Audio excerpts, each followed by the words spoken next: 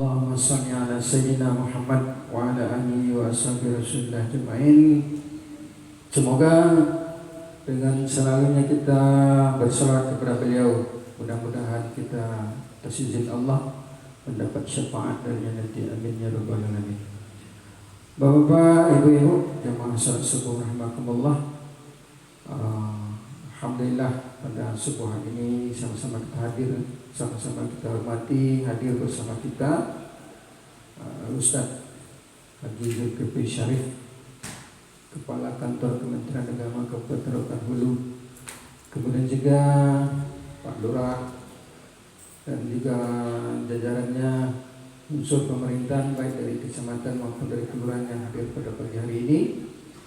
Kemudian juga tokoh masyarakat yang ada di RW 5 Usau ini, baik itu Pak Kaling RT RW-nya. Kemudian juga yang sama-sama kita muliakan Tuan Guru Madrasah Suluk Baitur Rahim, Tuan Haji Syekh Khalifah Ridwan. Kemudian seluruh kita yang berhadir dan sama-sama kita hormati Ustadz kita pada sebuah hari ini, yaitu Ustadz Haji Haridin Ahmad Jais CMA. Alhamdulillah sudah dapat hadir bersama kita. Baik, sebagaimana biasa pada setiap subuh Ahad, ya Bapak Ibu, kita adakan suatu kegiatan atau gerakan salat subuh berjamaah, bisa disingkat dengan BSSB, yang kita adakan di 10 masjid yang ada di Kelurahan Kepunan Tengah ini. Maka sampai pula kita di Masjid Baitur Rahman ini, terima kasih kepada pengurus yang walaupun di ujung dari kampung kita ini, dan alhamdulillah masih tetap istiqomah untuk dapat dilaksanakan.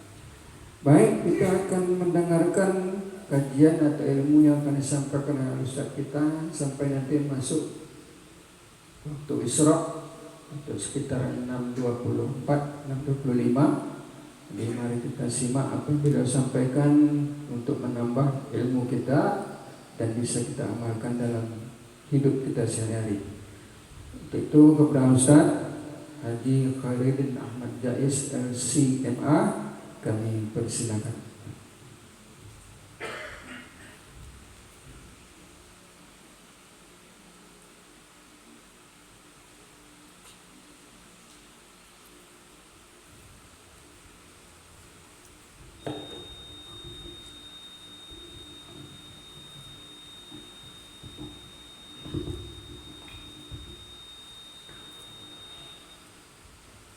أعوذ بالله السميع العليم من الشيطان الرجيم. بسم الله الرحمن الرحيم. أحييكم بتحية الإسلام. السلام عليكم ورحمة الله وبركاته.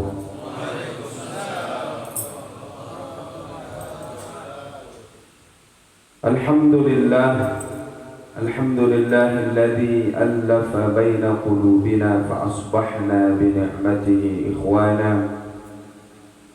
أشهد أن لا إله إلا الله وحده لا شريك له، وأشهد أن محمدا عبده ورسوله لا نبي بعده.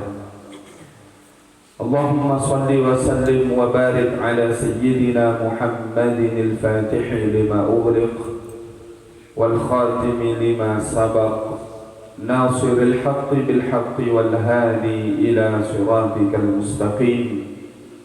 صلى الله عليه وعلى آله وأصحابه حق قدره ومقداره العظيم، وبعد. رب اشرح لي صدري ويسر لي أمري واحلل عقدة من لساني يفقه قولي. اللهم إنا نسألك علما نافعا وعملا متقبلا ورزقا واسعا حلالا طيبا. اللهم أغننا بالعلم وزينا بالحلم وأكرمنا بالتقوى وجملنا بالعافية. اللهم زدنا علما وارزقنا فهما. Ma'asyiral muslimin, Bapak dan Ibu sidang jamaah salat fardu subuh yang dirahmati Allah, yang kami hormati para orang tua kami, cerdik pandai, tokoh masyarakat, kemudian dari jajaran pemerintahan yang hadir pada subuh kali ini, ada dari KUA, kemudian ada dari kelurahan, dan seluruh jamaah orang tua kami yang tak dapat kami sebutkan satu persatu, yang insya Allah mudah-mudahan kita yang berhadir ini dibanggakan oleh Allah Subhanahu wa Ta'ala. Amin ya rabbal alamin. Mengawali majelis kita bersyukur kepada Allah dengan mengucapkan alhamdulillah, segala puji bagi Allah yang memberikan kepada kita berbagai macam nikmat, nikmat iman, nikmat Islam, kesehatan dan kesempatan. Yang paling utama tentu adalah istiqamah kita dalam beribadah kepada Allah Subhanahu wa Ta'ala. Dalam ungkapan dikatakan al-istiqamah khairun min alfi karamah. Beristiqamah kita atau keistiqamahan kita dalam kebaikan, dalam ketaatan, salat berjamaahnya, berinfak, bersedekahnya, membaca Al-Quran, berzikirnya, beristighfarnya, maka hal yang demikian itu dikatakan lebih baik daripada memiliki 1000 karamah. Sebagaimana diketahui, karamah adalah sesuatu yang Allah berikan kepada orang-orang yang dikasihi oleh Allah Subhanahu wa Ta'ala, para wali-wali Allah Subhanahu wa Ta'ala. Maka mudah-mudahan kita termasuk orang-orang yang senantiasa menjaga keistiqomahannya, ibadahnya, ketaatannya kepada Allah, sampai pada akhirnya kita kembali kepada Allah Subhanahu wa Ta'ala untuk mempertanggungjawabkan hidup kita. Barangkali ada yang diwafatkan di usia 40 tahun, 50 tahun, 60 tahun, yang kesemuanya itu kelak akan diminta pertanggungjawabannya oleh Allah Subhanahu wa Ta'ala.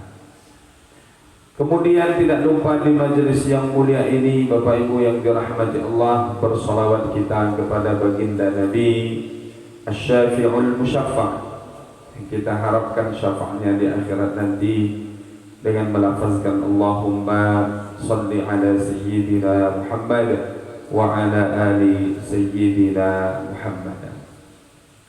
Bapak Ibu yang dimuliakan Allah, alhamdulillah Allah kembali takdirkan kita bertemu di acara kita gerakan sholat subuh berjamaah, yang mudah-mudahan ini juga menjadi wasilah perantara yang insya Allah mengantarkan kita mendapatkan kebahagiaan yang hakiki, berkumpul kita kelak kemudian juga di dalam surga Allah Subhanahu wa Ta'ala.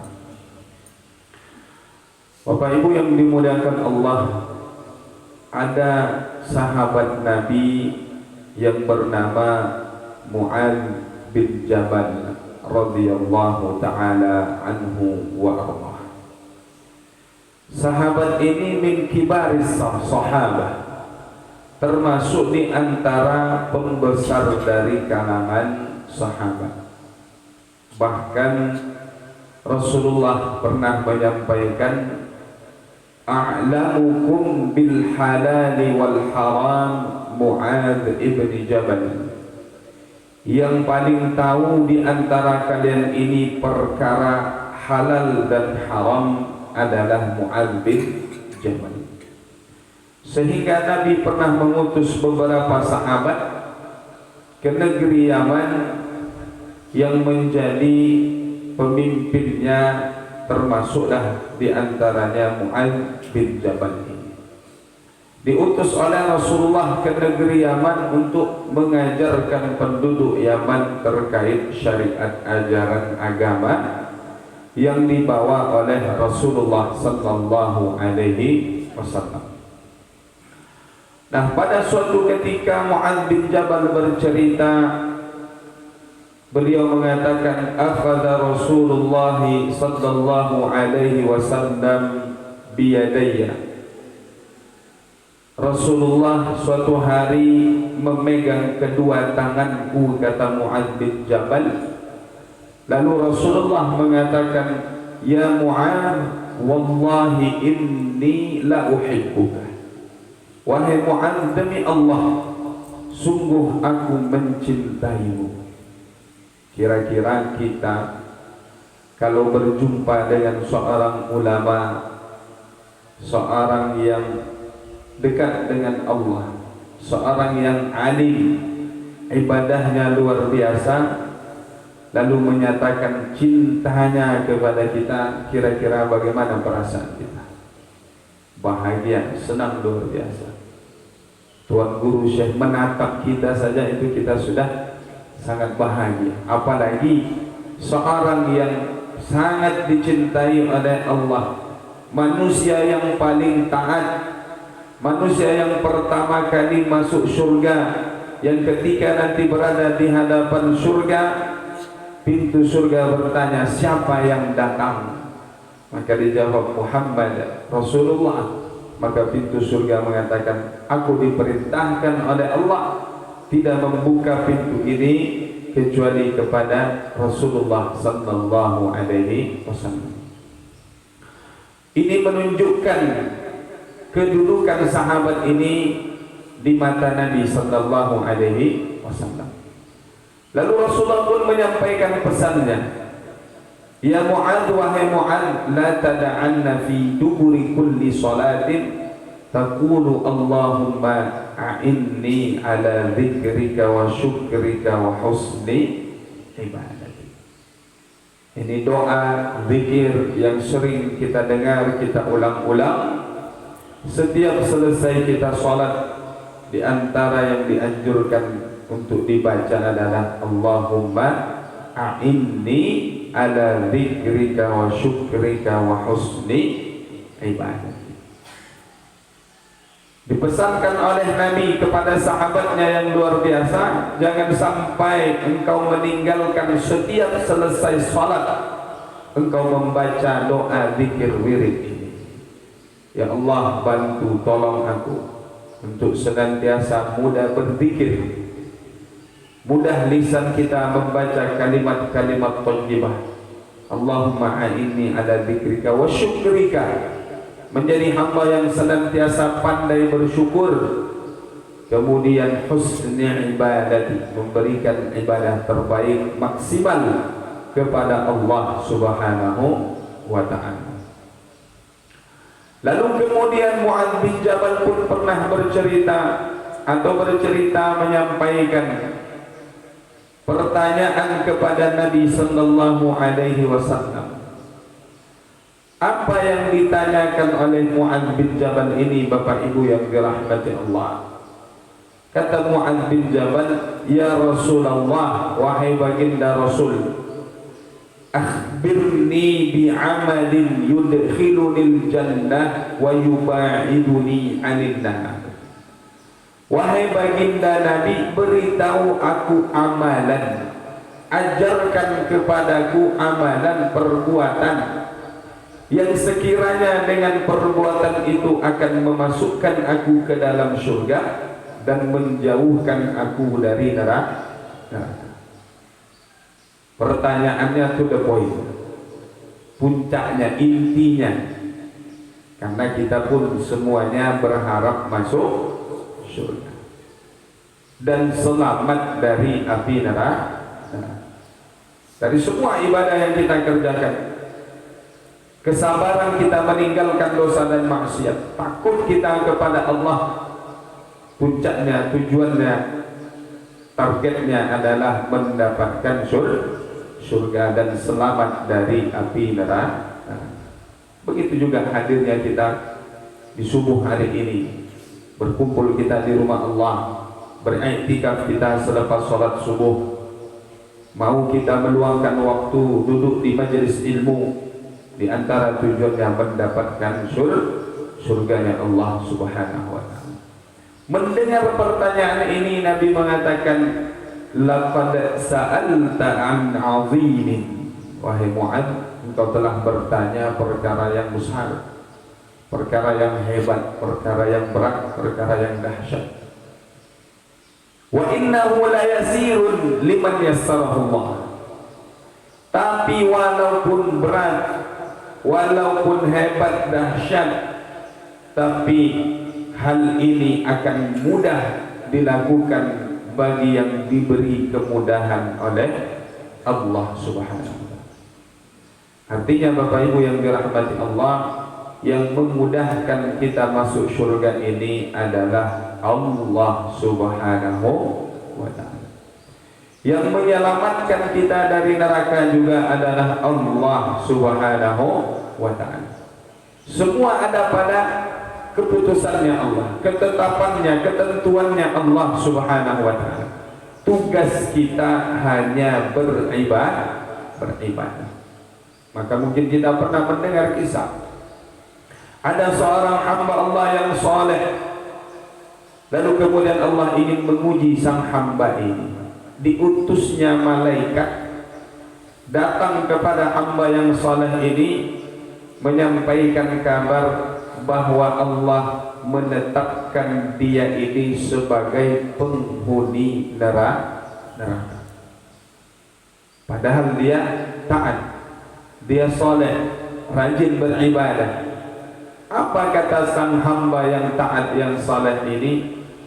Dia menjawab mengatakan, tugasku hanya beribadah. Masuk surga atau neraka itu menjadi urusannya Allah Subhanahu wa taala. Artinya dia tidak peduli apapun yang terjadi, yang jelas dia menunaikan kewajiban dia sebagai Abdullah, hambanya Allah, lalu menghambakan dirinya kepada Allah Subhanahu wa taala. Nah, kita kalau didatangi seperti itu, pergi kita ke tuan guru, tuan syekh, lalu tuan syekh mengatakan, engkau ini nampaknya akan menjadi satu di antara penghuni neraka Allah Subhanahu wa taala. Nah, mungkin kita tak mau lagi sholat, ya. Mungkin kita tak mau lagi beribadah. Kenapa hamba Allah ini memberikan jawaban yang demikian? Karena keikhlasannya dalam ibadah. Karena mengetahui hakikat dari penciptaan dia, ya hanya beribadah saja. Takdir itu ketentuannya Allah Subhanahu wa taala. Maka yang memudahkan kita beribadah ini adalah Allah. Membangunkan kita di tengah malam untuk menghadap Allah, tahajud, membaca Al-Quran, zikir. Itu Allah yang menggerakkan hati kita, Allah yang memudahkan jalan kita. Lalu kemudian Rasulullah pun mulai menjawab pertanyaan Mu'adz bin Jabal, apa kiranya amalan yang bisa memasukkan ke dalam surga dan menyelamatkan dari neraka. Nah, nanti dijelaskan oleh ulama kita maknanya masuk surga di sini secara langsung. Karena juga ada lanjutan pertanyaannya adalah selamat dari neraka. Dan kita meyakini kita semua umat Nabi Muhammad insya Allah masuk surga. Tapi itu tadi, apakah langsung masuk surga atau transit dulu di dalam neraka? Mudah-mudahan insya Allah kita semua jamaah GSSB ini kelak masuk surga bila hisab. Amin ya rabbal alamin. Lalu Rasulullah pun mulai menjawab mengatakan, anta'budallaha wa la tusyrik bihi syai'an. Beribadah kepada Allah, jangan menyekutukan Allah. Kunci utama untuk masuk surga adalah iman. Harus ada keyakinan dalam diri kita, la ilaha illallah Muhammadun Rasulullah. Sebanyak apapun kebaikan seseorang, mungkin ada di beberapa tempat pernah ada jamaah yang bertanya, Ustaz, di tempat kami ada non muslim, setiap hari raya Idul Adha dia mengirim satu sapi. Kalau bahasa kita ikut berkurban dia. Nah, itu bagaimana kiranya Ustaz? Ya, enggak apa-apa, dia mau ngasih Ya, kita ambil, kita terima. Tapi tentu tidak dihitung dia berkorban. Tidak dapat dia pahala karena dia tidak beramal karena beriman kepada Allah SWT. Tapi ada keistimewaan bagi orang-orang yang tidak beriman ini, kemudian mereka beriman. Ketika mereka beriman, atau bahasa kita masuk Islam, menjadi mu'allaf istilah kita, maka pada saat itulah dia sama seperti orang bayi yang baru lahir dari rahim ibu. Artinya yang semua sebelum-sebelumnya itu, apa istilah kita, pemutihan, ya, dosanya, maksiatnya dihapuskan, maka dia seperti dari awal lagi. Nah, kalau di SPBU mulai dari nol. Nah, ini sedang heboh di Pekanbaru, antrian di SPBU panjang. Mudah-mudahan Allah Subhanahu wa taala berikan kebaikan kepada negeri kita ini. Amin ya rabbal alamin. Nah, Bapak Ibu yang dirahmati Allah Subhanahu wa taala, la ilaha illallah miftahul jannah. Maka dikatakan la ilaha illallah itu kuncinya surga. Begitu juga sebaliknya, sebanyak apapun dosa dan maksiat seseorang, selagi ada iman di dalam hatinya, kelak ujung-ujungnya pasti masuk surga. Allah perintahkan kepada malaikatnya, wahai malaikatku, keluarkan siapapun yang ada di dalam neraka yang ada iman di dalam hatinya, wa in kana mithqala habbatin, walaupun sebesar biji, sekecil biji zarrah, tapi ada iman itu di dalam hatinya, maka kelak akan Allah masukkan ke dalam surga. Maka mudah-mudahan kita bisa menjaga iman kita ini, di mana Nabi pernah memperingatkan bahwa akan ada suatu masa nanti, di pagi harinya orang itu beriman, di sore harinya sudah menjadi kafir, tidak lagi beriman. Maka bagaimana menjaga iman kita ini? Kunci utamanya dengan ibadah. Semakin rajin kita beribadah, semakin baik iman kita kepada Allah. Lalu kemudian Rasulullah melanjutkan mengatakan, tuqimus shalah wa tu'tiyaz zakah wa tasuma ramadan wa tahujjal bait. Mendirikan salat, membayar zakat, berpuasa, kemudian berhaji. Intinya secara umum, untuk langsung masuk surga, tidak merasakan penderitaan di dalam neraka, adalah menjalankan rukun Islam yang lima, atau menunaikan yang wajib. Insya Allah selamat. Itulah kemudian kata Imam Al-Ghazali, wa'lam anna awamirallahi faraidun wa nawafil. Ketahuilah bahwa sesungguhnya perintah Allah ada yang fardu, ada yang sunnah. Perintah Allah ada yang harus dikerjakan, ada yang hanya berupa anjuran saja. Wal faraid huwa ra'su malil 'abdi. Yang fardu, yang wajib, yang rukun ini ibaratnya modal utama bagi kita. Kalau modal ini dijaga, salat, puasa, zakat, berangkat haji bagi yang mampu, maka insya Allah dia akan selamat.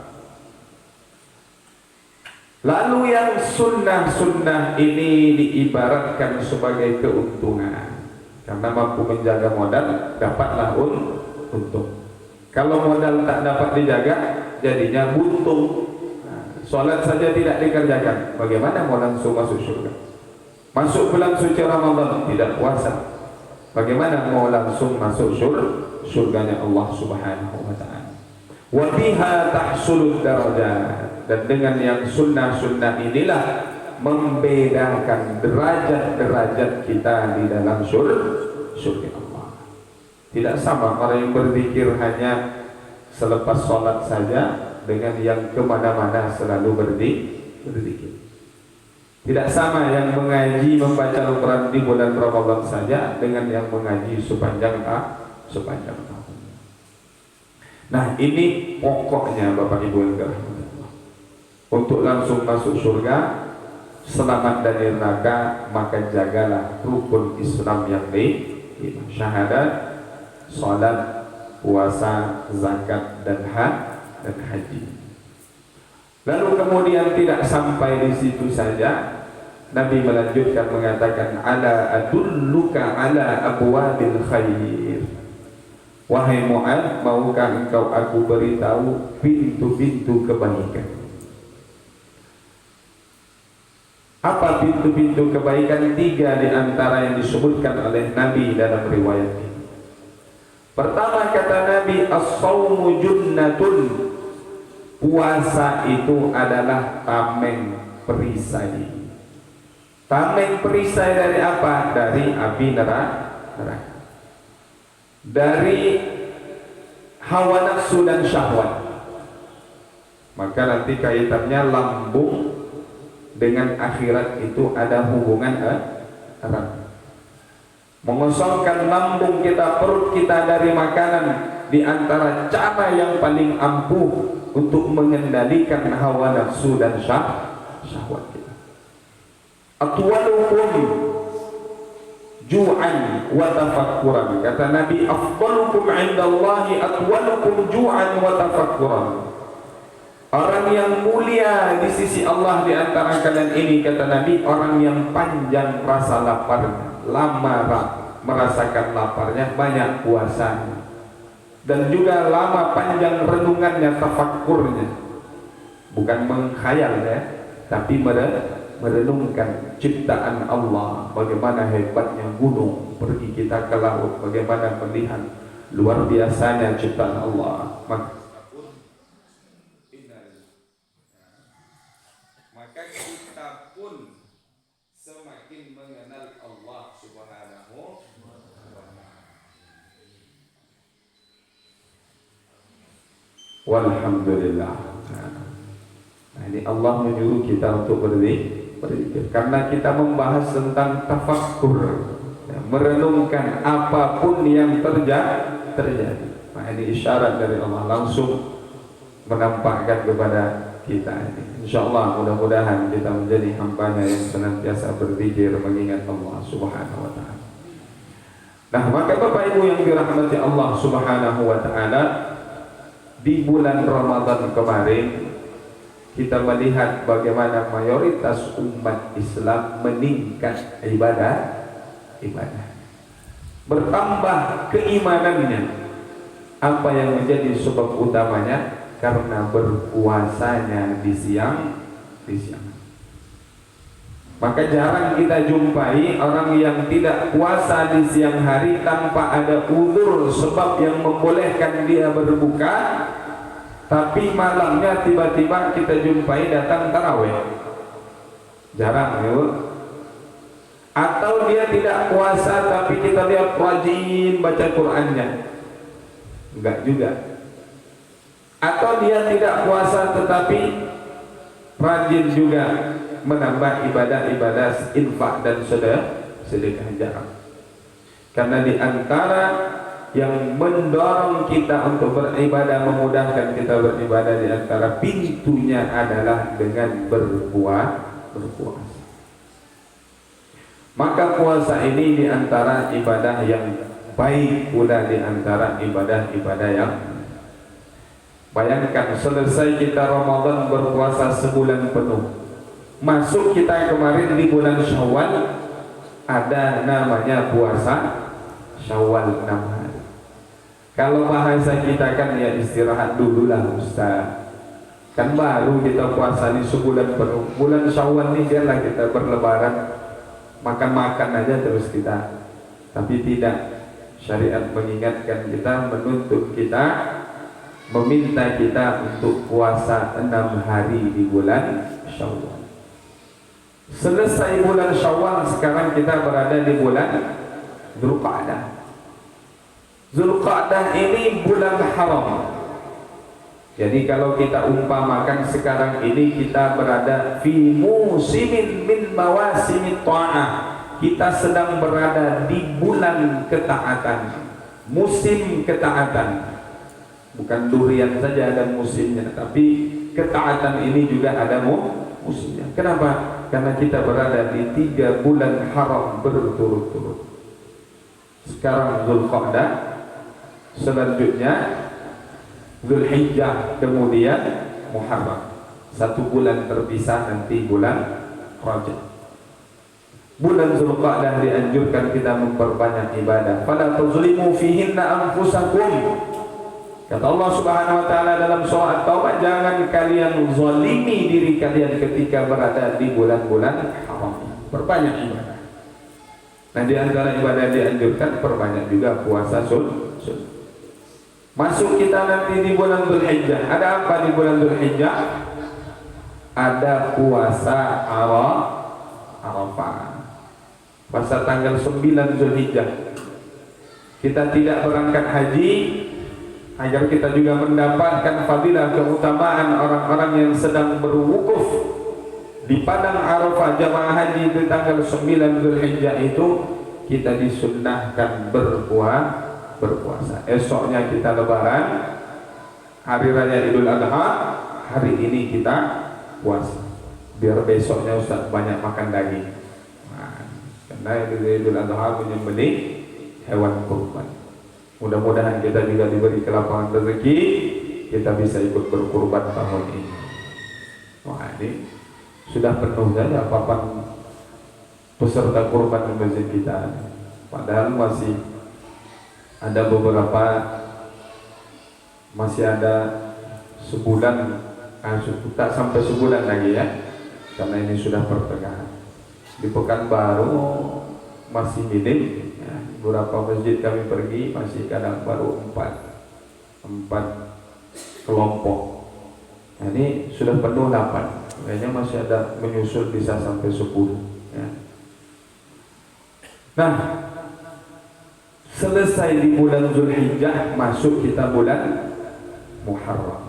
Ada apa di bulan Muharram? Ada puasa Asyura. Jadi nanti pada kesimpulannya kita dianjurkan minimal berpuasa 3 hari dalam 1 bulan. Siapa yang berpuasa 3 hari dalam 1 bulan, faqad adda haqqas siyam. Dia telah memberikan haknya puasa.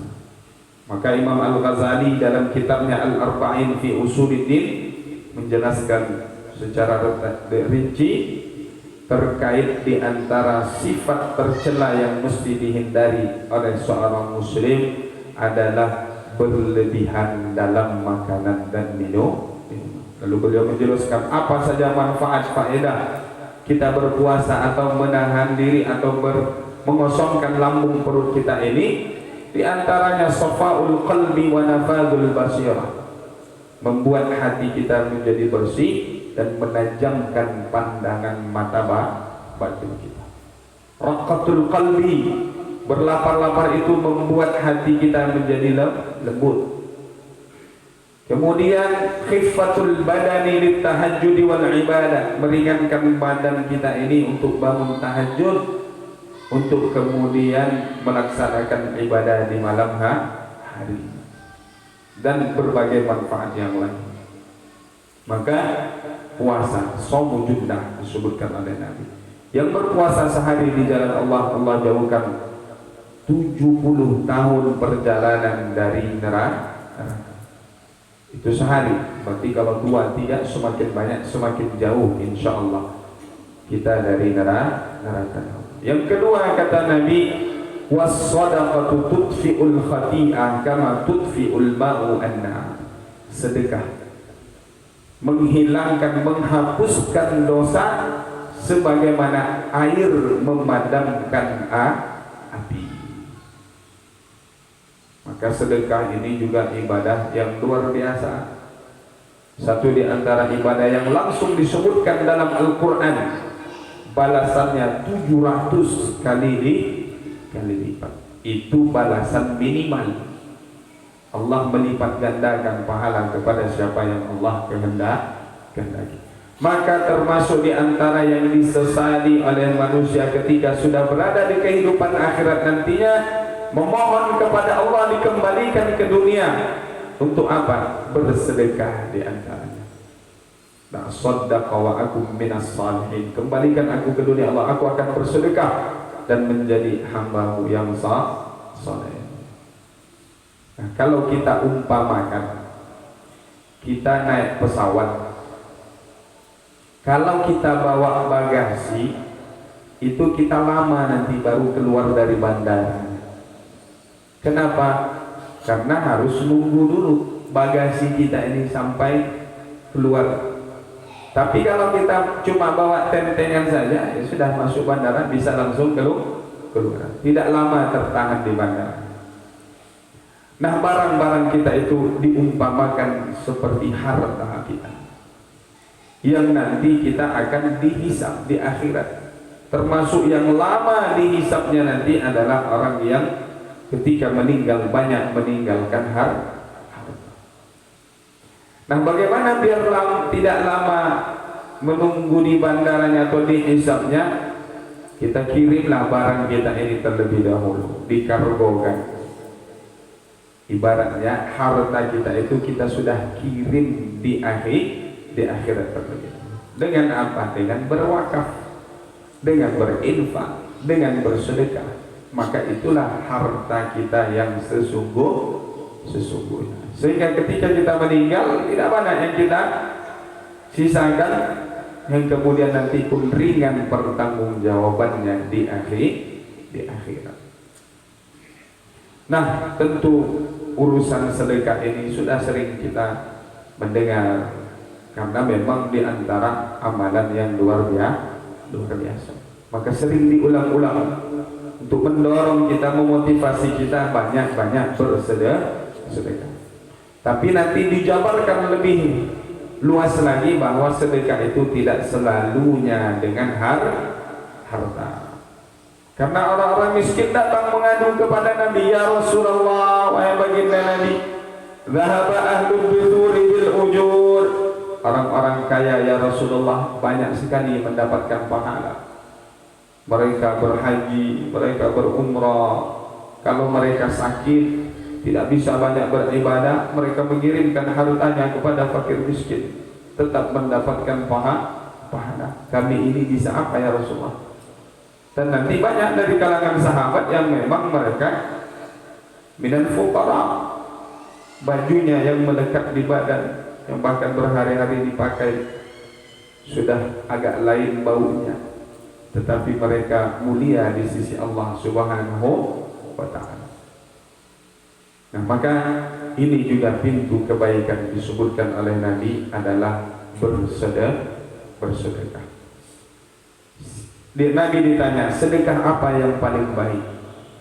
Maka Nabi menjawab, diantaranya sedekah dengan air. Ya. Kata Nabi, siapa yang memberi saudaranya air minum di saat banyaknya air, maka seolah-olah pahalanya itu seperti memerdekakan budak. Siapa yang memberi minum saudaranya di saat susah mendapatkan air atau tidak ada air yang banyak, maka seolah-olah dia telah menghidupkan saudaranya tersebut atau memberi kehidupan kepada saudaranya tersebut. Jadi jangan meremehkan sedekah dengan air. Maka mendengar ini banyak, kemudian nanti ya, jamaah kita, masyarakat kita rajin bersedekah dengan air. Di Mesir dulu waktu tahun 2005 kami pertama kali sampai di Mesir. Itu di pinggir-pinggir jalan itu banyak diletakkan kendi, bahasa kita, tempat air dari tanah itu. Apalagi di musim panas. Musim panas di Mesir itu Bapak Ibu suhunya panasnya sampai 45 derajat. Bagaimana panas itu? Musim panas itu biasa kita nih orang Indonesia tidak terbiasa, maka bibir pecah-pecah, mimisan, ya, kulit menjadi lebih gelap. Jadi kalau kami mahasiswa di sana musim panas kalau jumpa kawan, kawan kurus, kulitnya hitam. Kebalikannya nanti masuk musim dingin, kulitnya agak cerah, badannya agak lebih berisi. Karena musim panas ini minum-minum aja akhirnya jadi perut kenyang, kurang makannya. Sebaliknya musim dingin senang makan, perut kosong aja perasaan. Nah, maka Bapak Ibu yang dirahmati Allah, banyak kendi-kendi diletak di tepi jalan. Karena kalau letak di air dalam kendi ini, dalam tanah liat itu, didiamkan beberapa saat, dia lebih dingin rasanya daripada air. Karena nggak ada kulkas di zaman dulu, ya. Kemudian seiring berjalannya waktu, semakin bertambah teknologi kecanggihan, akhirnya berubah. Sekarang diletak ada semacam, kalau bahasa kita, dispenser besar. Nah, itu di tepi-tepi jalan banyak. Waqfun lillahi ta'ala, ini wakaf di jalan Allah Subhanahu wa ta'ala. Allah meletak di tepi-tepi jalan dan mudah orang minum. Karena mengetahui fadilah keutamaan bersedekah dengan air minum. Artinya dengan air itu saja nilainya luar biasa, apalagi lebih daripada itu. Kemudian Nabi mengatakan, di antara kunci pintu-pintu kebaikan juga salatul rajuli fi jawfil lail, salat manusia hamba Allah di tengah malam. Lalu Allah membaca ayat dalam surah As-Sajdah, apa yang dibaca imam setelah bangkit dari sujud tilawah itu, ayatnya tatajafa junubuhum 'anil madaji' yad'una rabbahum khaufan wa tama'a. Sebagian Nabi, orang-orang yang luar biasa ini, tatajafa junubuhum, jauh lambung mereka dari tempat tidur. Artinya di malam hari itu tidak semuanya diisi dengan tidur, tapi ada waktu dia pakai bangun menghadap Allah Subhanahu wa ta'ala tadarruan, menghinakan, merendahkan dirinya, khaufan, dengan penuh rasa takut kepada Allah Subhanahu wa ta'ala, wa tama'a, tamak akan ampunan Allah, tamak akan pahala dari Allah Subhanahu wa ta'ala. Maka tentu salat malam ini juga sudah sering juga diulang-ulang, dikaji oleh guru kita, masyayikh kita. Kenapa juga sering diulang-ulang? Karena fadilahnya luar biasa. Bahkan termasuk warisan di antara warisan para nabi-nabi terdahulu. Selain daripada at-tib atau at-tayyub, maka minyak wangi atau wangi-wanginya, yang di antaranya adalah qiyamul lail, salat malam ini. Apalagi di sepertiga malam yang terakhirnya. Ini luar biasa. Kalau diamalkan 3 hal ini, ya tidak mampu 3-nya, 1 diambil dari yang 3 ini, istiqomah kita. Entah puasa sunnahnya, Senin Kamisnya mungkin, atau ayyamul bidnya, insya Allah pasti ada hal yang berbeda dari orang tersebut. Tidak sama dengan manusia kebanyakannya. Ada yang spesial yang Allah tanamkan pada sang hamba tersebut. Tidak sampai di sini Bapak Ibu yang dirahmati Allah. Kemudian Nabi mengatakan, tahukah engkau induk dari segala perkara dan apa tiangnya kemudian puncaknya? Maka Nabi mengatakan, induk dari segala perkara ini adalah Islam. Tiangnya adalah salat. Puncaknya adalah jihad. Jadi jihad ini tidak dihapuskan. Artinya syariatnya terus ada. Tidak menutup kemungkinan suatu saat nanti kita ada panggilan jihad. Apalagi keadaan sekarang ini, Allah seperti apa kondisi politik global ini, ya, Iran dengan Israel sampai hari ini juga masih belum ada ujungnya, pangkalnya tahu kita. Mulai pula Israel menyerang Lebanon. Nah, ini memang Israel ini sok baga dia, merasa hebat, ya, merasa kuat. Nah, tapi memang begitulah ceritanya, kisahnya, bagaimana orang-orang Yahudi ini kerjanya hanya membuat kerusakan di muka bumi ini. Di ujung hadis itu kemudian Nabi mengatakan, maukah engkau aku beritahu kunci dari segala kebaikan ini? Artinya bagaimana agar engkau bisa melakukan kebaikan-kebaikan ini? Maka Rasulullah memegang lisan beliau mengatakan, kuffa anka hada, jagalah olehmu lidah lisanmu. Maka mampu menjaga lisan, insya Allah mudah kita untuk melakukan ibadah yang lain. Atau dengan ibadah-ibadah yang lain, puncaknya nanti ujungnya adalah bagaimana kita mampu menjaga lisan. Karena yang banyak menyeret manusia kelak di akhirat, kata baginda Nabi, ketika ditanya apa yang banyak memasukkan manusia ke dalam neraka, Nabi menjawab, famu al-famu wal farj, mulut, lisan dan kemaluan. Nah, ini apa yang lagi viral berita sekarang ini. Ada seorang oknum yang melontarkan kata-kata yang tidak pantas kepada seorang tokoh masyarakat. Nampak beritanya? Apalagi sampai ke Rohul ini, ke tokoh kita yang dari Rohul ini. Mudah-mudahan tidak tersulut emosinya, karena kalau melihatnya, wah, sudah macam-macam komentarnya nampak. Mana orang itu bawa dia bagak kali ini dan sebagainya. Nah, kita menghadapinya dengan kepala dingin. Biar kalau misalnya ingin diproses hukum, ya biar. Sudah ada yang mulai ingin menempuh jalur hukum, karena dia tidak menjaga lisan. Dia bahkan berbicara dengan orang yang lebih tua daripada dia. Tapi kata-katanya kata-kata yang kotor. Maka menjaga lisan ini adalah kunci dari ibadah-ibadah yang disebutkan tadi. Mulai dari yang wajib, yang sunnah-sunnahnya tadi, pintu-pintu kebaikannya tadi. Maka puncaknya, ujungnya adalah bagaimana mampu menjaga lisan.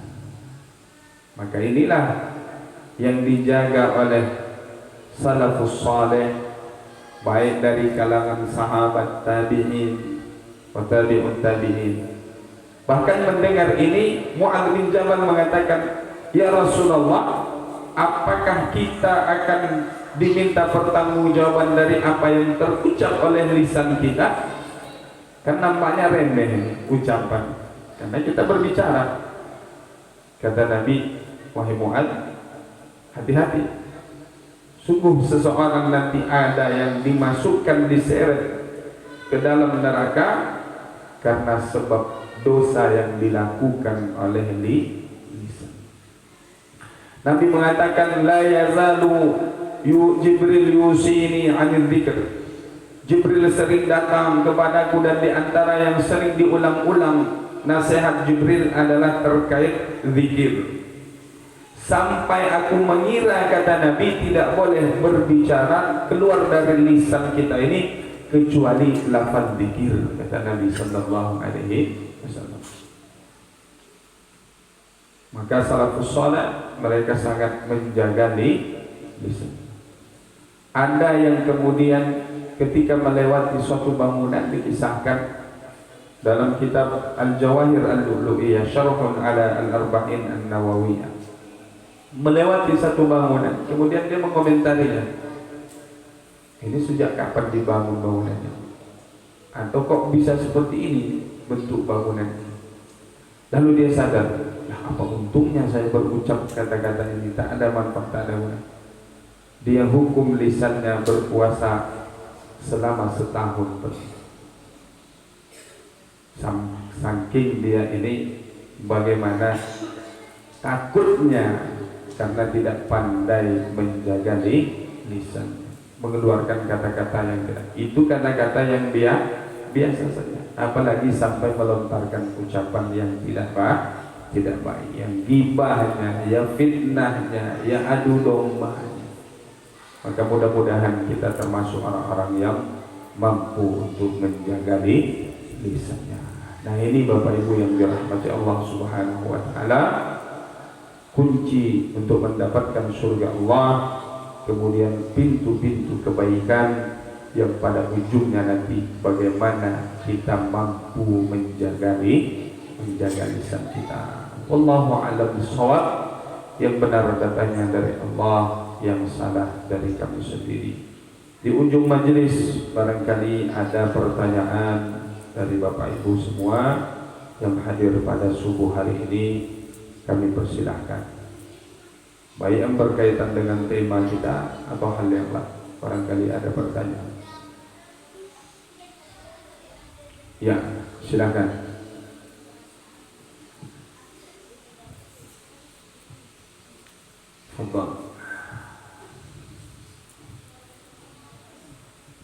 Assalamualaikum warahmatullahi wabarakatuh. Waalaikumsalam warahmatullahi wabarakatuh.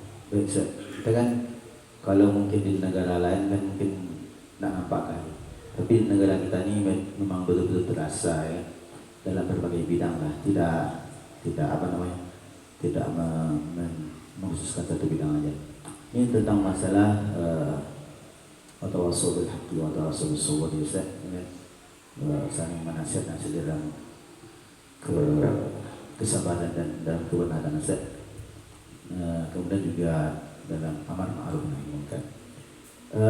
Yang menjadi pertanyaan saya itu saat ini kan, kita kan ketika ada orang yang alim lah gitu, yang kita pandang dia lebih banyak tahu agamanya, kalau kadang dia tertimpa musibah itu kita agak grogi menasihati ya gitu kan. Ada juga apa namanya, ketika orang yang mungkin lebih paham dari kita itu melakukan kesalahan itu, ya kan dia lebih tahu kan kita apa kita apa namanya, tegur kan dia ada tahu gitu kan. Jadi fenomena seperti ini Ustaz, mungkin kita dalam beribadah kan banyak tahu kita, tapi dalam fenomena amar ma'ruf nahi munkar ini memang betul-betul apa ya, segan ada juga gitu ya kan. Nah, jadi rasanya tuh padahal dalam agama kita kan pengennya kita kan sama-sama masuk surga gitu kan. Jadi nggak ada sendiri-sendiri masuk surga kan. Jadi kita senantiasa kalau ada teman nanti kita itu yang dalam kesalahan kan, tentu kita tegur gitu kan.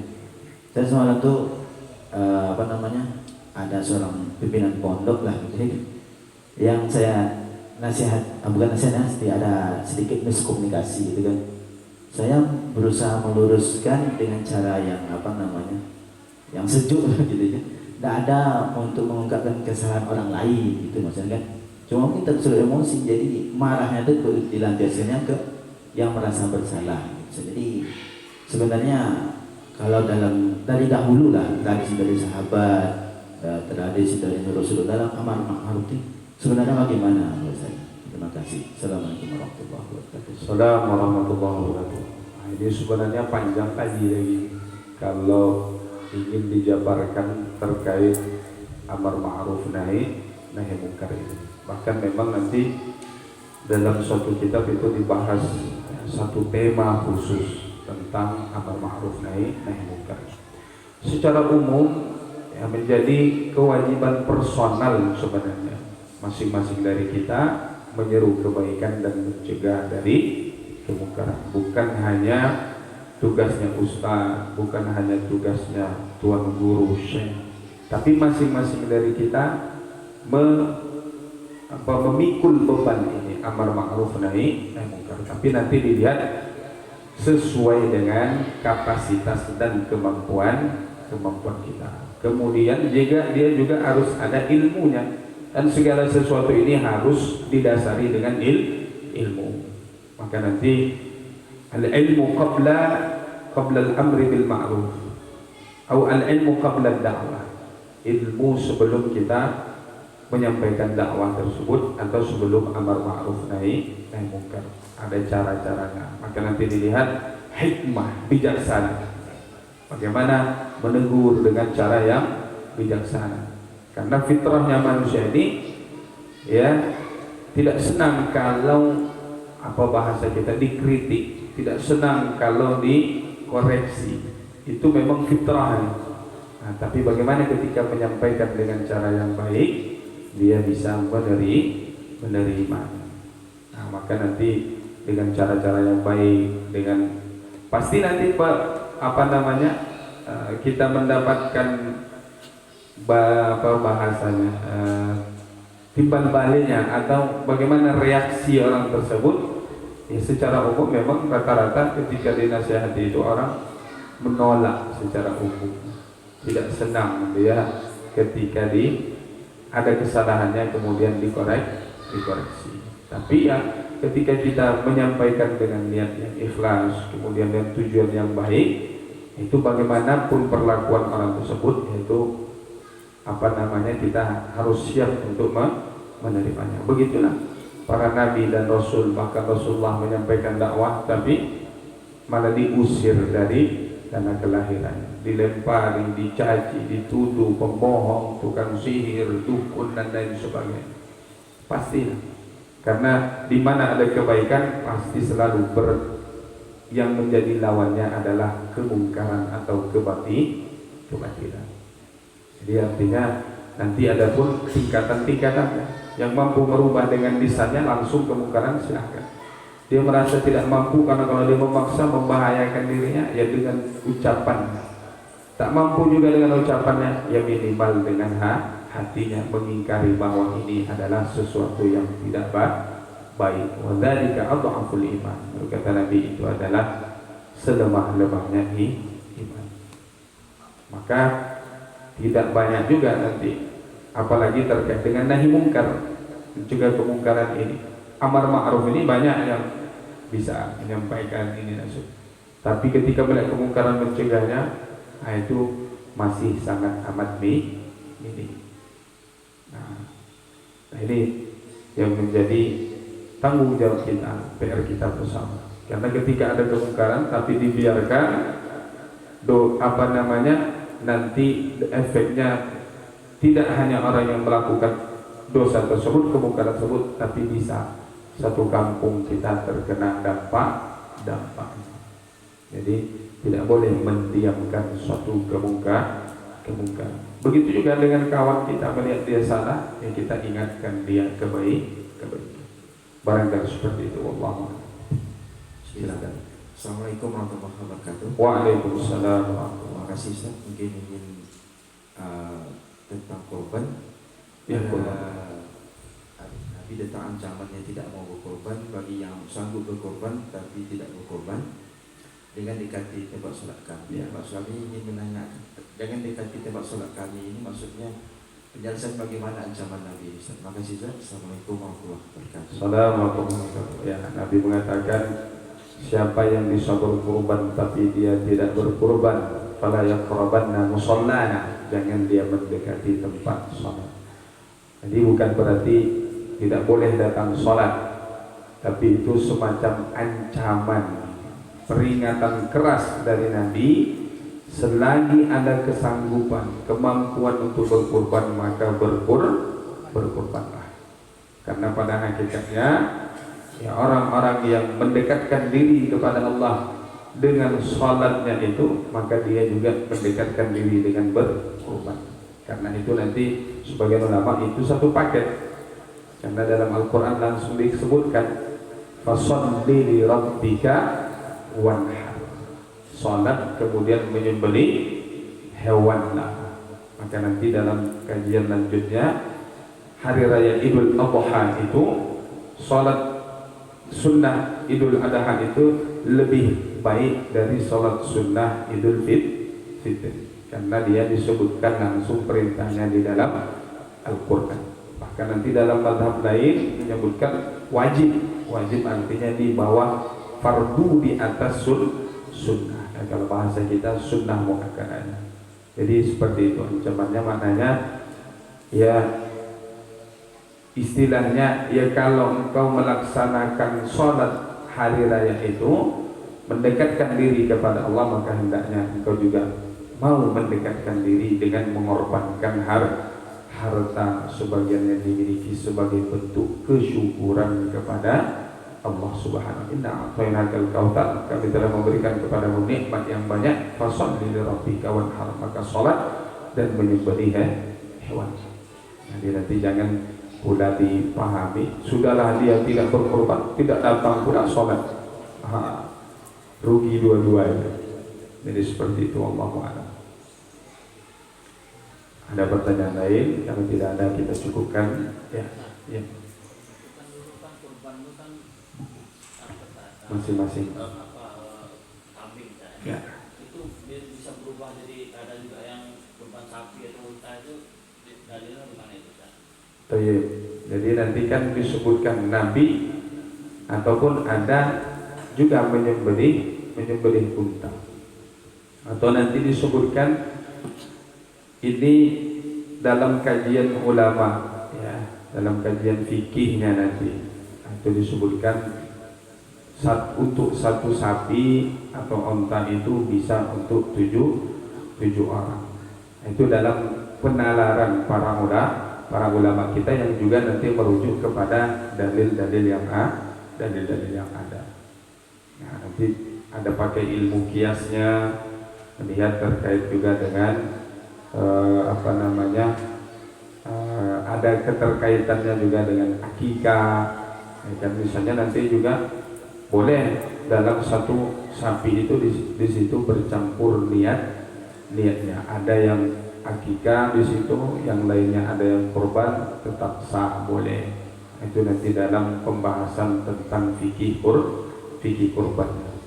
Artinya ada penjelasan kenapa boleh berkurban satu sapi untuk tujuh orang digabung. Nanti muncullah pertanyaan yang mana lebih afdal, apakah dengan kita berkorban satu kambing atau ikut kelompok dengan tujuh orang satu sapi. Berbeda pula lagi nanti pandangannya. Ada yang melihat manfaat dari dagingnya misalnya, mana yang lebih banyak, bisa lebih banyak dirasakan oleh masyarakat.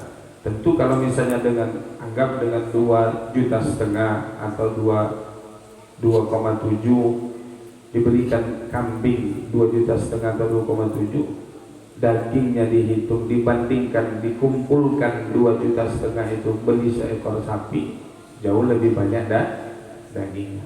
Tapi tetap nanti ada yang menyebutkan kambing lebih baik karena maknanya melihat yang dilihat itu juga adalah banyaknya hewan yang disembelih.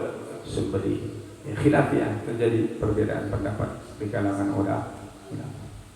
Artinya itu sudah juga menjadi pembahasan di kalangan ulama kita. Kenapa muncul hal seperti itu?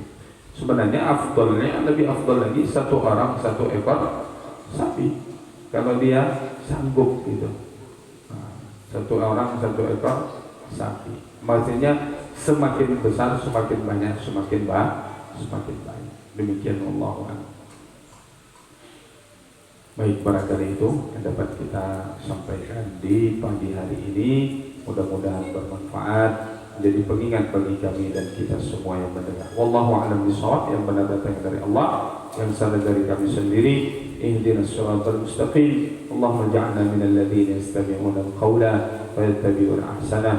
ربنا آتنا في الدنيا حسنة وفي الآخرة حسنة وقنا عذاب النار وصلى الله على نبينا محمد وعلى آله وصحبه أجمعين والحمد لله رب العالمين والعفو منكم. Mohon maaf atas segala kekurangan dan kekhilafan. Wassalamualaikum warahmatullahi wabarakatuh.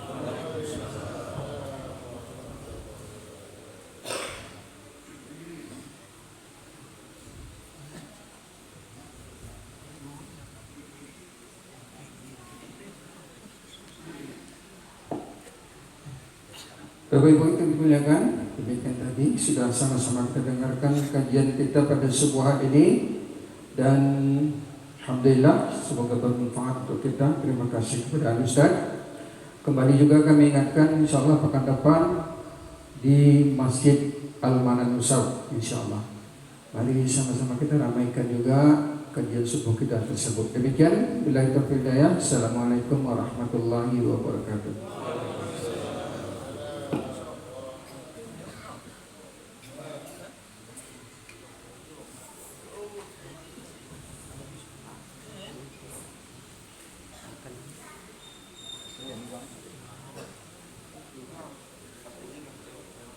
Bagi tak?